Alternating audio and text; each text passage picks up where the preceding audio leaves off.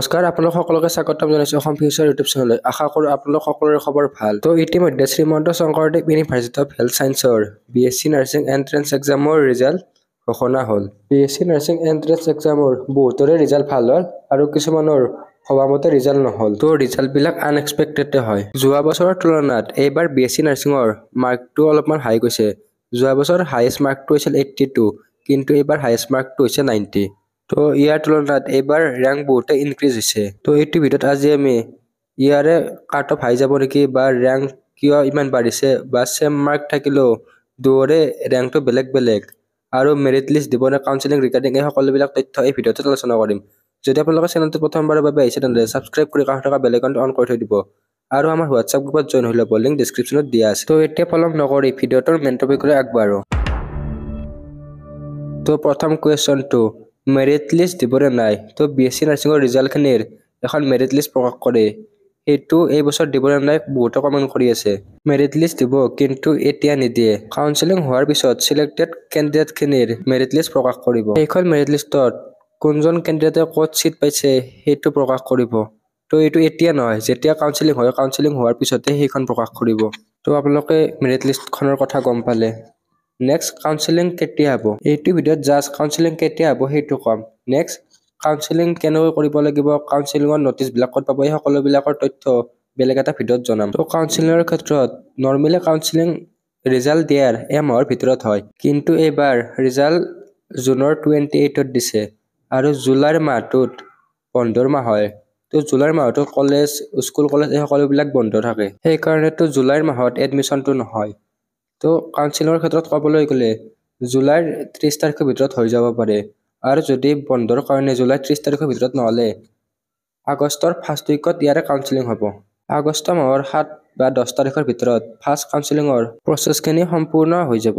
counselling regarding notice বিলাক অসমীয়া প্ৰতিদিন বা Assam Tribune নিউজপেপাৰত প্ৰকাশ কৰে তো ইয়াৰ কাৰণে আপোনালোকে অসমীয়া প্ৰতিদিন বা আসাম ট্ৰিবিউন নিউজপেপাৰখন ক্ৰয় কৰিব লাগিব তো তাত আপোনালোকে ডেইলি 10-15 টকাকৈ দিব লাগিব সেই কাৰণে আমাৰ চেনেলটো সাবস্ক্ৰাইব কৰি থৈ দিব তো ফ্ৰীতে আমি ইয়াৰে নটিফিকেশন বিলাক প্ৰভাইড কৰিম আৰু আমাৰ হোৱাটছআপ গ্ৰুপতো জয়েন হৈ ল'ব আৰু বহুতে সুধি থাকে কাউন্সেলিংটো অনলাইন হয় নে অফলাইন হয় তো কাউন্সেলিংৰ ক্ষেত্ৰত ক'বলৈ গ'লে অনলাইন আৰু অফলাইন দুটা মাধ্যমতে হয় তো যোৱা বছৰ ফাৰ্ষ্ট আৰু সেকেন্ড কাউন্সেলিংটো অনলাইনৰ থ্ৰুতে হৈছিল কিন্তু থাৰ্ড কাউন্সেলিংটো অফলাইনৰ থ্ৰুতে হৈছিল তো এইবাৰ ইয়াৰে কাউন্সেলিংটো অফলাইন হোৱাৰ সম্ভাৱনা আছে আৰু কাউন্সেলিংত কি কি ডকুমেন্ট লাগিব ইয়াৰ ওপৰত ভিডিঅ' বনোৱা আছে আপোনালোকে চাই ল'ব পাৰিব নেক্সট ইয়াৰে এইবাৰ মাৰ্কটো কিয় ইমান হাই গৈছে বা ৰ্যাঙ্কটো এইবাৰ কিয় ইমান ইনক্ৰিজ হৈ গৈছে তো এইটো কোৱাৰ আগতে আপোনালোকে যে 2023 ৰ বিএসসি নাৰ্ছিংৰ কাট অফৰ ভিডিঅ' চোৱা নাই তেনেহ'লে চেনেল পেজ বা ডেসক্ৰিপচনত লিংক বিলাক দিয়া আছে তাৰ পৰা চাই ল'ব পাৰিব তো এইবাৰ বিএসসি নাৰ্ছিংৰ এন্ট্ৰেন্স এক্সামটো প্ৰায় 15 পৰা 20,000 ক্যান্ডিডেটে ইয়াৰে এন্ট্ৰেন্স এক্সামটো এটেন্ড কৰিছে ইয়াৰ মাজতে প্ৰায় 2 পৰা 3,000তকৈ অধিক বয়স আছে তো এইবাৰ যোৱা বছৰতকৈ এইবাৰ লৰা ক্যান্ডিডেটে বহুতে বিএসসি নাৰ্ছিংৰ এন্ট্ৰেন্স এক্সামটো দিছে তাৰ কাৰণে এইবাৰ এন্ট্ৰেন্স এক্সাম দিয়া ক্যান্ডিডেটৰ সংখ্যা বহুত সংখ্যক বৃদ্ধি হৈ গৈছে তো লাষ্ট ইয়াৰ বয়স গভৰ্ণমেন্টৰ কাৰণে এলিজিবল নাছিল তো লৰাবিলাকে গভৰ্ণমেন্টত সিট পোৱা নাছিল এইবাৰৰ ক্ষেত্ৰতো যিবিলাক ইনফৰমেশন আছে তাৰ পৰা গম পোৱা গৈছে যে এইবাৰো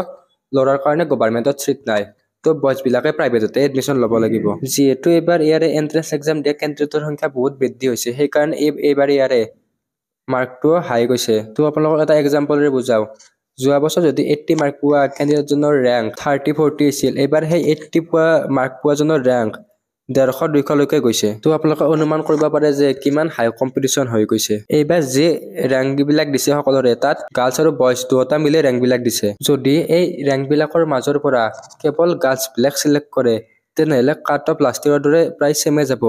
যদি গভৰ্ণমেন্টৰ কাৰণে বয়সকো দিয়ে তেনেহলে এইবাৰ কাট অফ হাই যাব তো এইটো ভিডিঅ'ৰ তলতো বহুতে কমেন্ট কৰিব যে হয় অমুক নম্বৰ পাইছো বা ইমান ৰ্যাঙ্ক পাইছো এইখন কলেজত সিট পাম নে নাই তো তেওঁলোকৰ কাৰণে কৈছো লাষ্ট ইয়াৰৰ কাট অফৰ ভিডিঅ'টো চাই ল'ব তো নিজে এটা অনুমান কৰিব পাৰিব যদি গাৰ্লছ খিনিক লয় তেনেহলে কাট অফ খিনি লাষ্ট ইয়াৰৰ তুলনাত সেমে যাব আৰু কাট অফ লো যাব তো এতিয়ালৈকে অফিচিয়ালি এনেকুৱা ধৰণৰ কোনো